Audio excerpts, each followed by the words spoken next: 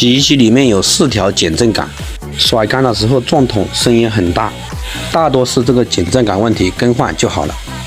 更换其实也很简单，断电关水，把固定上盖的螺丝拧掉，打开上盖就可以看到减震杆，往上提起来，再往下退就可以把减震杆取下来，然后再把新的装回去。注意拆一根装一根，不要一次性拆完。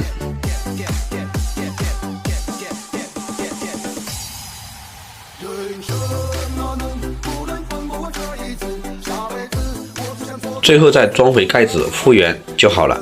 关注阿星，分享更多小技巧。